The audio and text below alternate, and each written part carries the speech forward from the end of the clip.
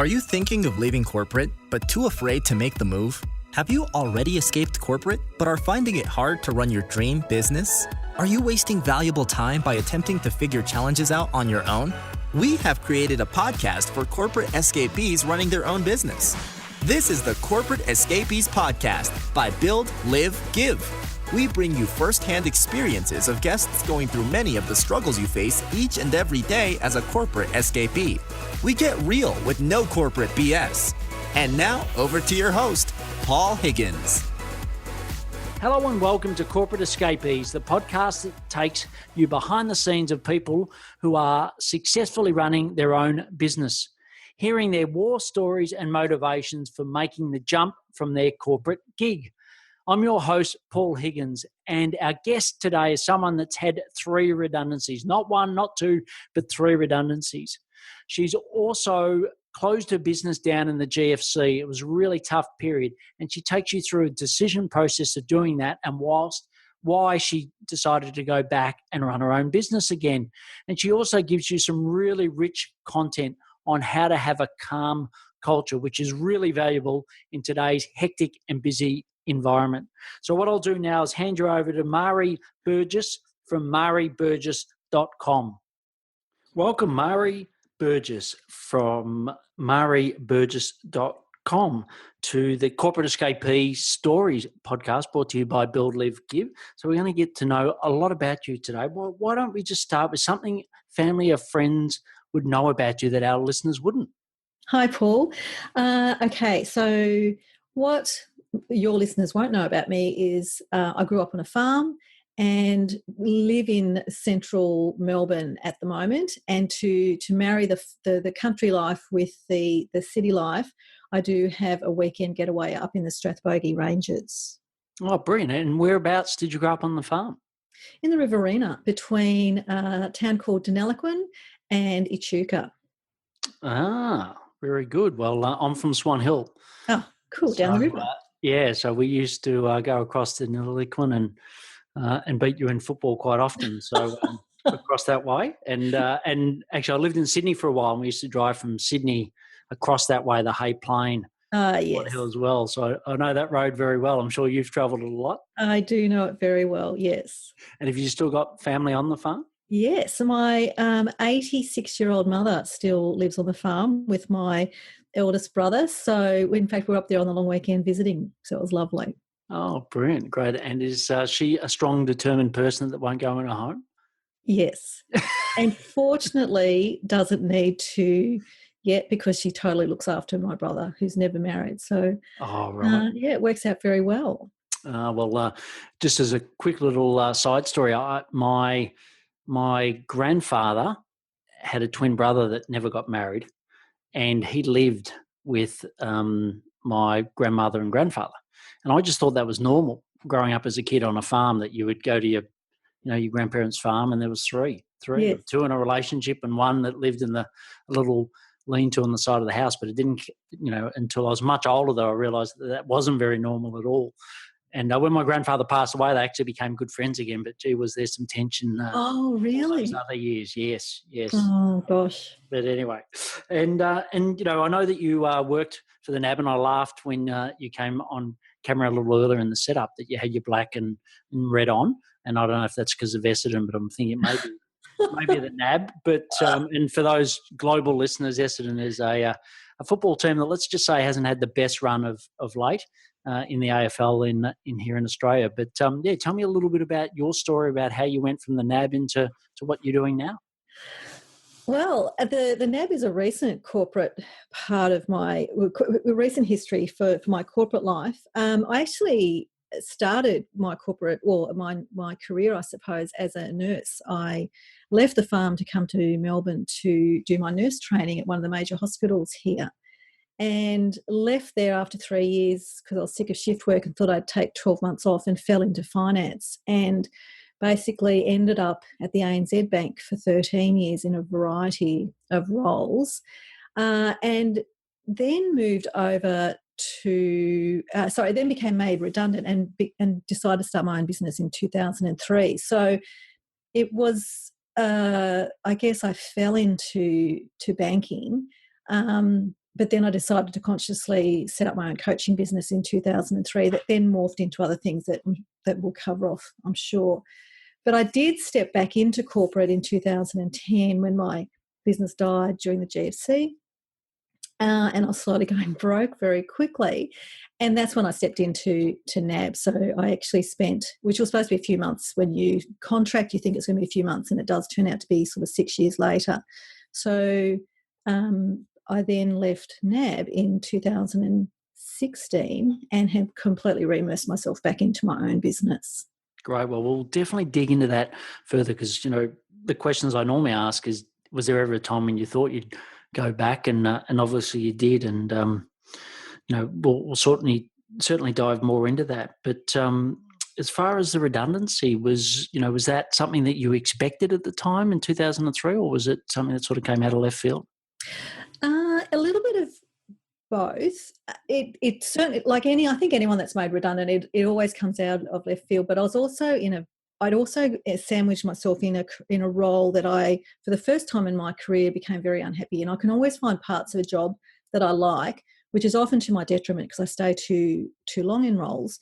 But this particular role became very dissatisfying, and for a number of reasons. And I was exposed to a number of different life-changing things at the time. When the redundancy happened, while it was a shock, it was a pleasant shock because it gave me that little parting money gift that allowed me to feel very comfortable about stepping out and setting up my own business. And what were some of the greatest fears that you had? I know it's a long time ago, 2003, but just sort of draw back on some of those fears that you had at the time when you were leaving and setting up your own gig. But I guess, there were it's interesting because when I think back to that time, there really weren't any fears. And it wasn't because I was so sure I would succeed. It's just that I knew I had this little nest egg of money behind me to keep the family going, and we'd be fine. I'm pretty much the predominant breadwinner in the family, or the main breadwinner. And so there weren't so many fears, more excitement because I was learning new things, and I was building new connections and meeting new people. So it was really quite exciting. The fear really happened probably about 5 years into that business when my work dried up. We're going through the GFC. I was focusing on training and coaching at the time. So that was one of the first things that was cut. And I really didn't have substantial clients to keep my business going. So that was the real fear for a period of about 3 years, where my income, it just wasn't enough to keep us afloat. So that's when I had to decide, do I push through this and hope it turns around, or find something like a real job? And I went for the real job aspect. And look, like I said, it's definitely a question that a lot of our community members face. And look, I've got to say myself, faced that journey as I've gone through. And there's, even some days I still face that today. Is this the best thing for my family? Should I go back and get a corporate job? It's a little bit harder for me because of my health. I really can't go back to full-time work. Mm-hmm. Or working in a corporate environment that I used to. But for you, there seemed like nearly a 2-year or maybe a year and a bit gap between 2008 when you realised that it wasn't going well to when you actually did go out and get something in 2010. Sort of, how did you motivate yourself through that period, and sort of what was the process that you went through to finally say, no, look, I've got to go back and get some stability here? Yeah. I tried a few different things, and certainly tried to oomph up my business development side of it, and really doing cold calling and trying to set up meetings. But the environment at the time, particularly, this is my model of the world because I know it was completely different for colleagues of mine, but the environment was not conducive that I was winning business. I was even trying to get tenders done.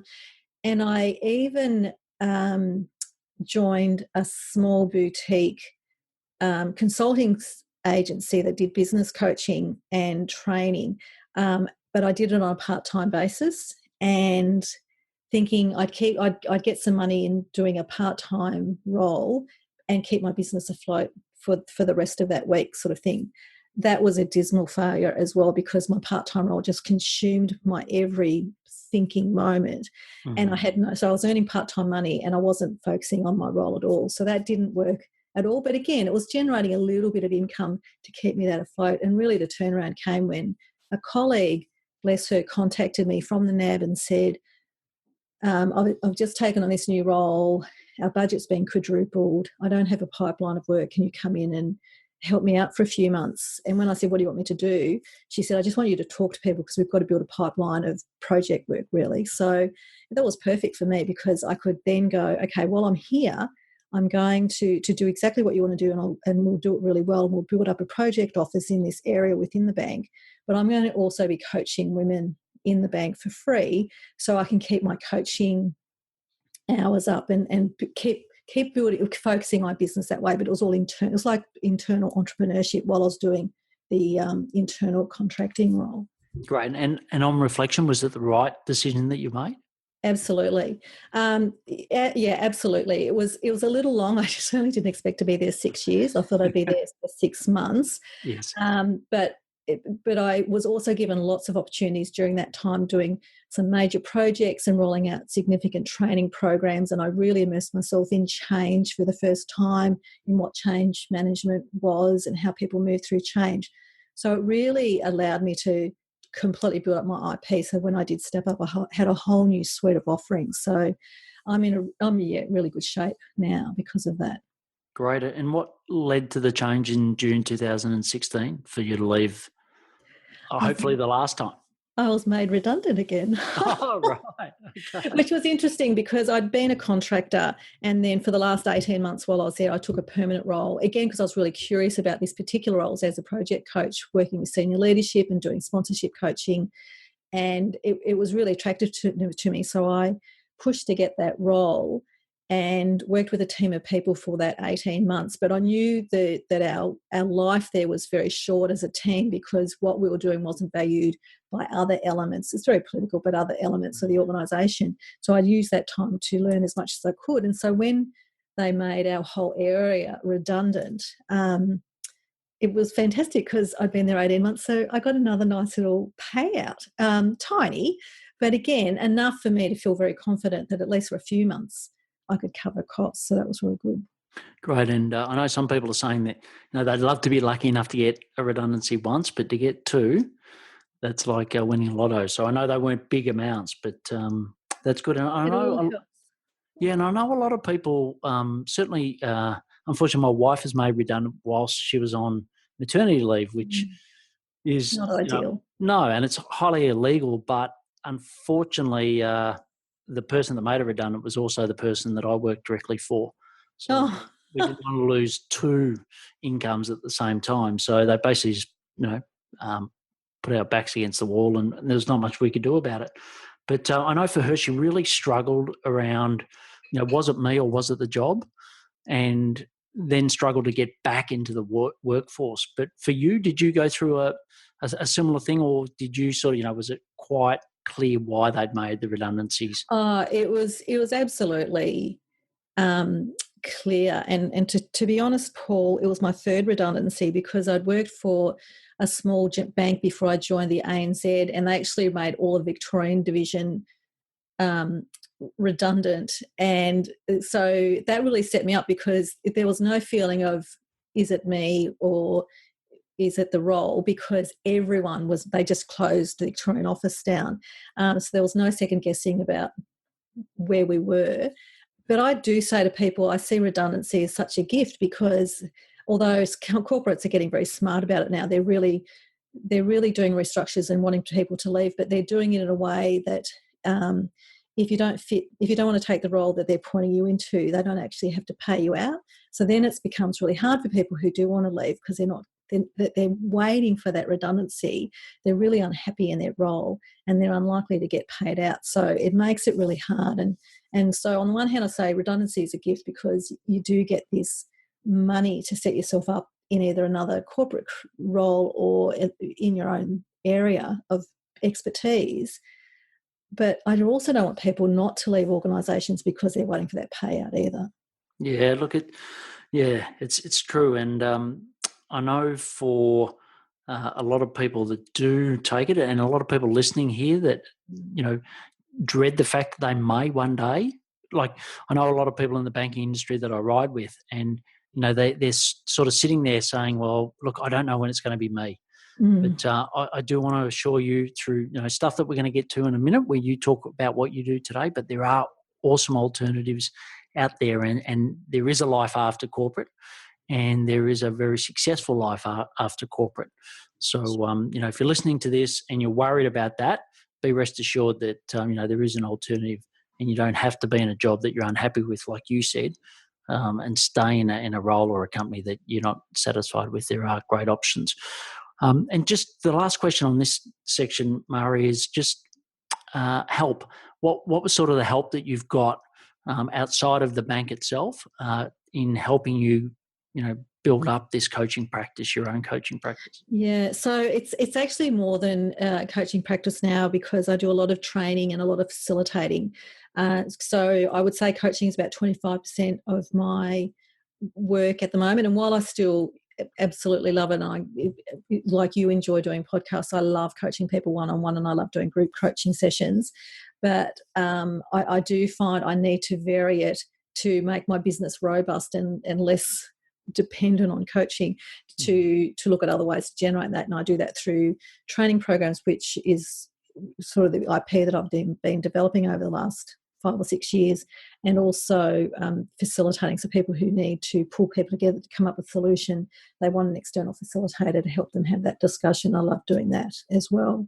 But as far as help to get me along the way, I am very fortunate to have, even though I'm a solo operator and have my own business, I have a group of colleagues around me who also have their own business, and we have a very much a abundance mindset. So we never feel, even though we're often doing the same sort of work, we never feel we're in competition with each other, and we can bounce ideas off each other. And basically, in fact, one of them rang me yesterday and wanted support because she was doing a big event, and basically things had changed and had thrown her for a loop, and she needed a little bit of coaching to build up a resourceful state around that. So we're always looking out for each other. So that's been my saving grace, having that external group of mainly women to support me.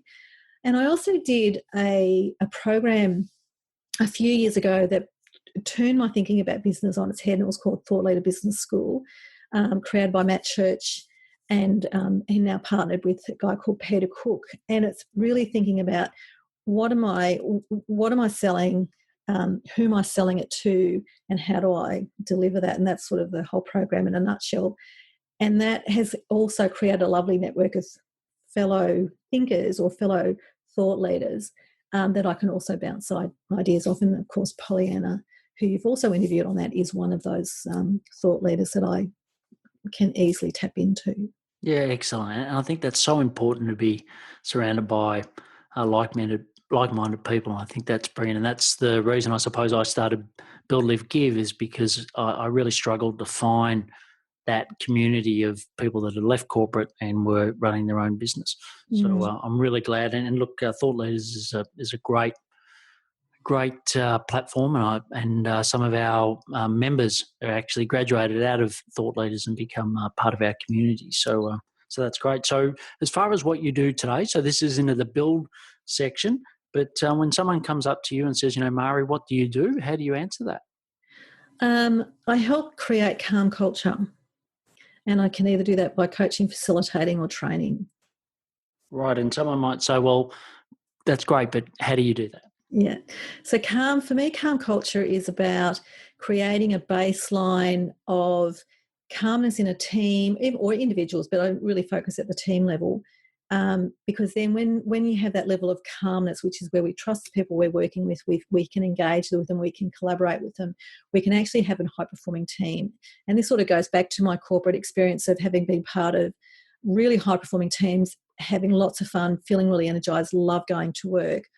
And while I've never been part of a toxic team, I have been part of barely performing teams, because there's been a bit of infighting, there's been a bit of distrust, and it's made it very hard for the team to pull together. So I'm all about helping people create the type of culture they want to be part of and come to work with every day. So while you work with corporate escapees, I do tend to work with people who are in corporate and probably have little intention of leaving. So why not make it the best environment that they can have? Yeah, and how do they who normally brings you in that situation? How does it normally the So I'm opportunity not, yeah, present? so it's either referrals. I'm either brought in because someone's suggested they contact me. So it'll be a senior leader who wants me to work with either their whole team or a subset of their team that may not be functioning very well. I know I was brought in at the ANZ by a senior leader who actually had a really functioning team, and it was a joy to work with that team because they actually gelled quite well together. He just wanted to take them to the next level. Whereas most of the teams I work with are the ones that are barely functioning and need help learning how to communicate better, to have what I call level 3 conversations, which is part of conversational intelligence, which is IP that I use that belongs to Judith Glaser, and helping them get to, I guess, up to the next level where they can all play nicely together.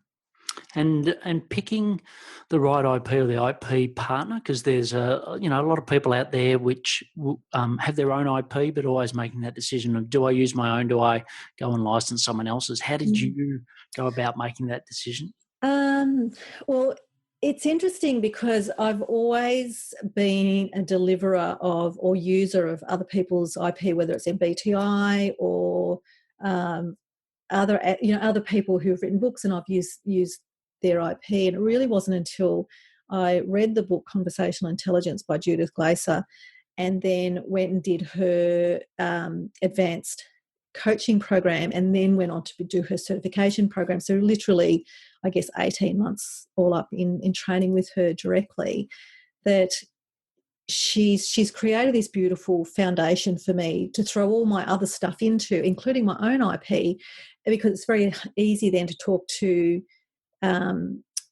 leaders around what conversational intelligence is, because if you have better conversations together, you build better relationships, and then you're going to get the better culture. So it's really created, I guess, a nice base for me, but I use a whole combination of other people's IP and my own IP, and basically was recommended to read Conversational Intelligence and do the training by one of my colleagues that I value their advice greatly, and it's the best thing I ever did so far. Great. And I don't know if you can give me or give our listeners a practical example of how you might use that within a culture that's toxic or not great. So conversational intelligence the premise is there's 3 levels of conversation, and the first level of conversation is transactional, where it's just show and tell, and it's where we are just exchanging information. It's where listening is usually very low because I'm so busy imparting what I need to tell you that I'm not really waiting for you to tell me what you need to go. I'm always thinking about what I need to say next. So it's very I-focused. And as I said, listening is very low, and we really don't need trust when we're having a very transactional conversation. So these are conversations we'd have with taxi drivers or people in shops.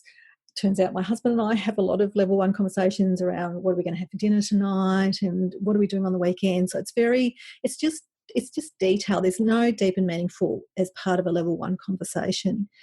And then you have a level 2 conversation, which is positional, where I have a position about something and I'm trying to influence you to my position. So I'm using my influencing skills to get you to agree with me, which is great if I can go through life getting people to agree with me and live in this level 2 level of conversations. You may also have a position about something that you actually want to influence me with. So this can become quite a adversarial level of conversation, or I can become addicted to being right. If I'm a leader that basically just tells everyone what they should be doing and they agree with me, I will get addicted to that because, this is all neuroscience based around dopamine and oxytocin and cortisol. And a level 3 conversation is a co-creational level where actually I'm really curious about what you have to say and you're really curious about what I have to say, and we're listening deeply. We develop deep trust in our conversation, and we end up in places in this conversation that we didn't expect because we're asking questions of each other that we actually don't know the answers to. So we're not trying to lead you in a particular direction. Now, this is where I love teams to get to because there's high trust, there's high energy, high engagement, And teams can absolutely flourish if they actually learn how to have level 3 conversations, and it is an absolutely learnable skill. That's great, and I know, often I've heard people say that's great, Maree, but what about the pressure on time? Like, I just don't have the time anymore. I've got so much to do. There's redundancies. There's less people in the workforce. I'm really struggling to get it done. I've just got to have level 1 and 2 conversations because it's just going to be quicker. Yeah, and it's really interesting you say that, because we say the flip side of a level 1 conversation is it becomes tell, sell, yell, because if I think you're not listening, I'll just tell you louder until I'm yelling at you because I want you to listen to me. A level 2, the flip side of a level 2 conversation is that addicted to being right, because I'm so used to people agreeing with me. I'll just keep expecting that because I need that hit of dopamine because I feel so good from it. And the level 3 conversation, the flip side of a level 3 conversation is it can become analysis by paralysis, because we get so engrossed in the conversation, we keep asking questions and we keep wanting to explore further. And so it can take a long time, and that's often not useful. And for if you're looking at a team that's under the pump because they're so busy, it's almost like I've got a model that goes from chaotic to calm. And at the bottom of the model, if you look at it like a ladder, at the bottom we've got the toxic teams. So these are infighting. There's no trust. They really aren't even having level 1 conversations. They're probably having really no conversations, and they're just drowning in cortisol, which is a stress hormone. And then when you move up from that, you get the out of control teams. So these are the busy teams. Well, they're the out of control teams that actually are so busy doing stuff, and they're going from crisis to crisis that they actually have no time to think about, are we doing the right thing? Is there a better way of doing this? Or actually, we're even focusing on what the purpose for our team is. And then the one above that is the busy teams. And these are the people that wear busy as a badge of honour. And I'm sure there'll be a lot of listeners out there, Paul, who will know the people when you get in the lift and you go, how are you? And they say, really busy, as if, I'm so important, I'm so busy. And I think that's a detriment to working life, because it's become quite habitual that if we aren't seen to be busy, then we're seen to be not adding value. And that's not a really healthy place, because, again, we're not focusing on what are we supposed to be doing? Are we focusing on the right things? Is there a better way of doing this? And then when we get above that, we move into a more useful level for people working. We have the functional teams. So these are the teams that at performance review time would be said to be doing their job. So they're not doing anything beyond what they need to do, but they're okay. They're going to get a satisfactory mark, and the team is going along okay. They may have been together for a long time, so I won't say there'll be some trust there. There won't be deep trust, because they're really just functioning and doing what they need to do and following their job description. And then we have the co-creative team. So these is the team that really starts to engage, high levels of trust, really focus on the concept of being on the balcony, which is taking that strategic view of what the team needs to do, which is often where the leader needs to be. But the co-creating team is just a nice place to be, because everyone comes to work, knows the capability of everyone, trusts everyone in the team to do what needs to be done, and they can come together and have those level 3 conversations to take it to the next level. So when we have those really, really busy teams, and I know everyone's restructuring and downsizing and everyone is drowning, I call it we're drowning in cortisol. They're just becoming so stressed. And when we have a lot of cortisol in an organisation, our actual thinking diminishes, because we're not tapping into our prefrontal cortex, which is where we do our higher order thinking. And so people's ability to think it's almost like we become dumber if we're drowning in cortisol. So when we have those people that are going, I can't have better conversations, I'm so busy, I can't think, they're stressed. And they've got cortisol going through their system, and that's not a great, healthy place to be on a long-term basis, which is often what happens. It becomes quite chronic, and that they definitely need to learn about conversational intelligence. And who are your ideal clients? So it's really middle management. It's interesting when you see the senior levels in organisations. they get exposed to a lot of leadership development and a lot of individual development, often have coaching. But the middle level often gets very ad hoc development, ad hoc support around how they can actually change what they need to do. And so that is really my sweet spot, because they're really thirsty, generally, not always, but really thirsty to learn more and then go and try it out. So, yeah, definitely middle management. Great. And how did you go about deciding that middle management is the sweet spot, other than what sounds obvious from what you just said? It's it's the never-ending quest to try niche. And as a solopreneur, it's a never-ending quest to find the niche that suits that we want to sell.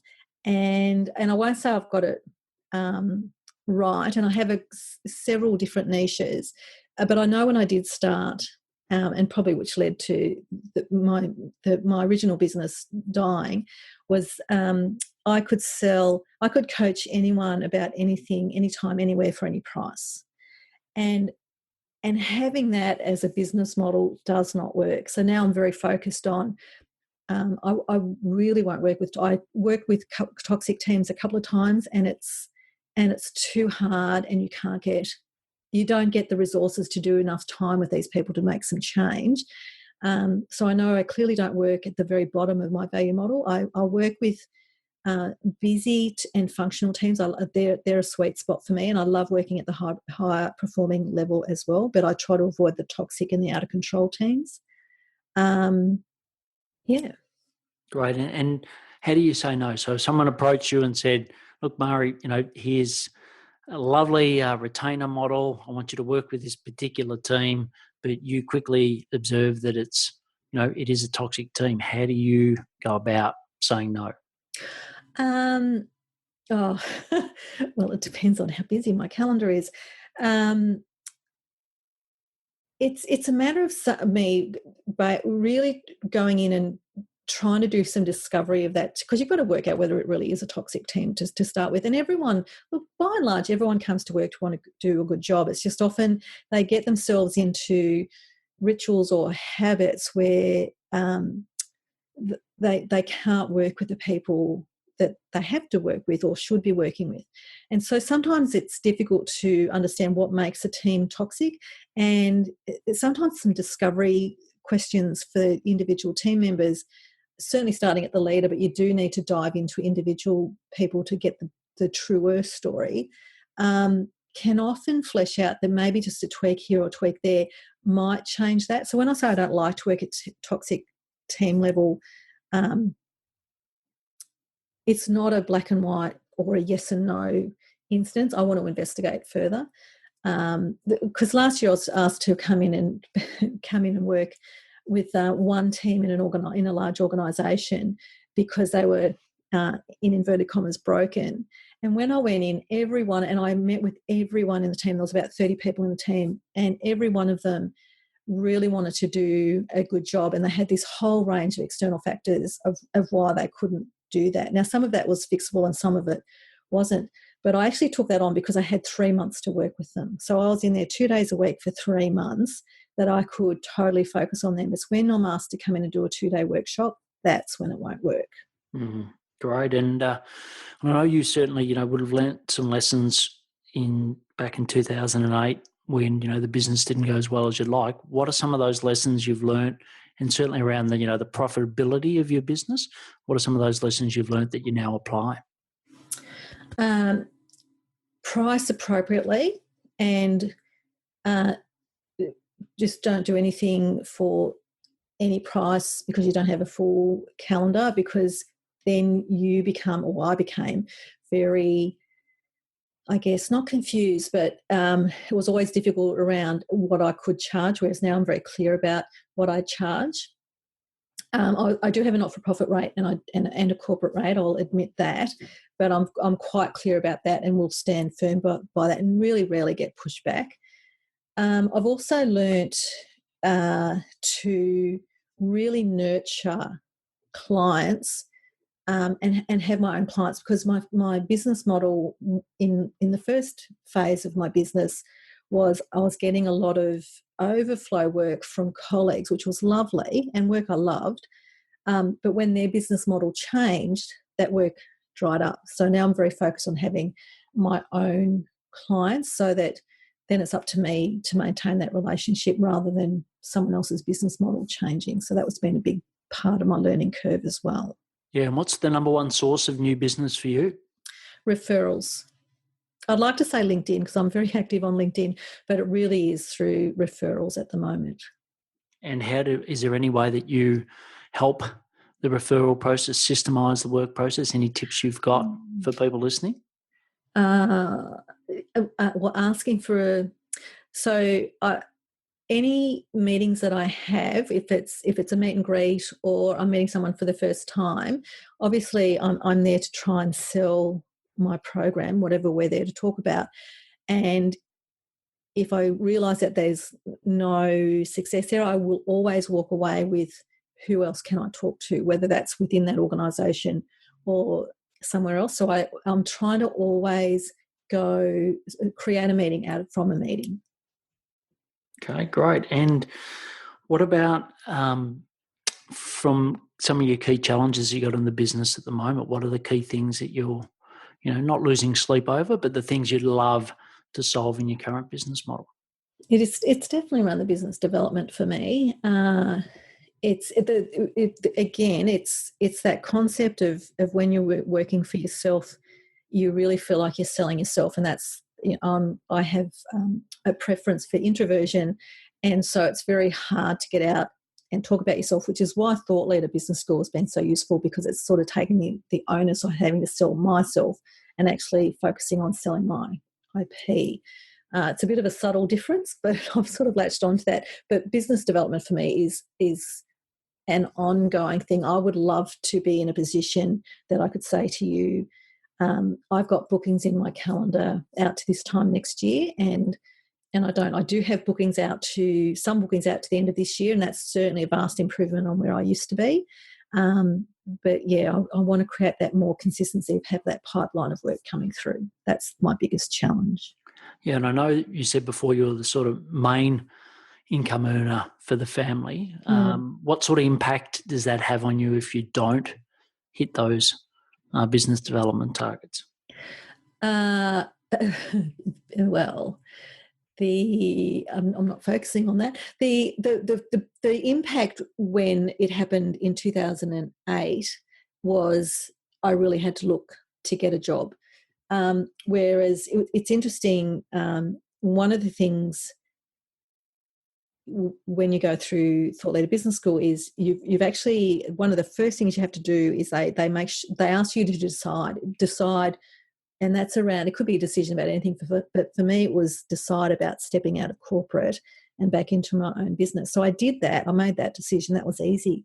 But I'd been back in my own business for 12 months, and I realised I hadn't made the decision to stay in my own business. I always had the thought I could get a contract at the back of my mind, and it really wasn't until probably middle to the end of last year where I actually made the decision that is not a fallback option for me now. I really do want to focus just on my business and not looking for that escape clause of, if this doesn't work, I can get a contract or a job. So it was making that decision has made a big difference for me. Before we go into the next section, I would like to mention our community, which helps corporate escapees like Maree to build, live and give. You get direct coaching by myself and access to hundreds of vetted suppliers. You can go to blgboost.com to find out more. So the next section, Maree, is the live section. So why don't you tell us about a couple of key daily habits that you have that make you successful? Okay, thanks, Paul. It's not really a habit, but I have to keep in my back of my mind all the time around persistence. I'm a great procrastinator, and so I just need to be aware of, I just need to keep some momentum going if I get stuck in anything, whether it's developing a new program or procrastinating about booking meetings and stuff like that. So it's that having that sort of mantra at the back of my mind of being persistent. I like to walk. I've got 2 little dogs and one's a puppy, so I do like to walk them. That's a great not daily, but certainly 3 or 4 times a week habit that helps my thinking. And the other daily habit I have is always being aware of who am I going to contact that day to set up the next meeting, because I'm always focusing on keeping my pipeline moving. And that's probably the main habits that I have, because my days are different. Every day is different. But if I do focus on those things, it sort of sets me up. Great. And this question, as far as I know, that you've gone from working in multiple companies, then the redundancies, working for yourself, going back, working for corporate, and then working for yourself again. But if you think of working for yourself, which is hopefully that end state, like you said, no option anymore, what's something that you'll be able to do, given that you've made that choice, that you wouldn't be able to if you were constantly thinking of flipping back to corporate? The one thing it gives me, rather than what I could do, is choice, which is working with people. So working with people I love, and doing it the way I want, and basically, it just gives me choice in how I do stuff. It means I can now block out a week, like I did after Easter, if I want to, have a holiday. So it gives me that choice. Excellent. And Tony, who's your partner, what would you love to say to him when he listens to this podcast about the support he's given you through this journey? Well, I'd love to think he would listen to the podcast, but I doubt that he hasn't even read my first book. There's always a first. But what I really would like to say to him is I could not do this without him. Great. Excellent. Well, the next section is the give section. So what's a cause or a community that you're passionate about, and why? Yeah. So I've been sponsoring children from Africa through World Vision for, probably the last 20 years. We honeymooned, although it was 2 years after we got married, in Africa for 8 weeks. And I fell in love with the country, but of course it has so much poverty within it. So yes, my focus is World Vision, and the children I sponsor are always African children. Great. Well, look, the last section is the action section, and this is where I'll just ask you some quick questions, and if you can just give some rapid fire responses to those. So the first one is, what's your top 3 productivity tips? Procrastination. So I have an 8-minute rule, which is just do something for 8 minutes, set the timer, and you'll be absolutely amazed at how much you can get done. I compartmentalise my email. So I switch. If I'm working on a project, I'll turn my email off, and I'm only allowed to look at it either right before lunch or right before I finish up for the day. And I am a planner, so I'm always planning ahead. I'm always looking ahead of, so for instance, on Thursday, I'm running a public workshop. I've pretty much already packed for that. I've designed for that. I've got all the booklets for that. It's really planning ahead, so I don't have to do last minute stuff, which I'm no good at. Great. I just wonder if that's a country thing or that's all, but I just find that a lot of country people are very, very good planners and organisers. Yeah, but we still fill our freezer with fortnight's worth of meat. I think that is definitely a country thing. Yes. And what are some favourite apps or tools that you use on your computer that help you be successful? So there's a fellow thought leader called Jane Anderson who created an app called Memo Mailer, which is gorgeous to use when I'm walking, because you literally hit the phone, record a thought, which could simply be call blah, blah, blah when I get back, and it sends an audio file to my email. So when I get back, I can go, oh, what was that thought? Although by the time I've recorded it, I usually remember it. So I love Memo Mailer. I use Blinkist. Blinkist provides summaries of books, and I love to listen to Blinkist. So they go for anywhere from 10 to 15 minutes, and you get a whole summary of a book, and then you can either make the decision of I need to read the whole book, or I've got enough now. So that helps me really churn through books.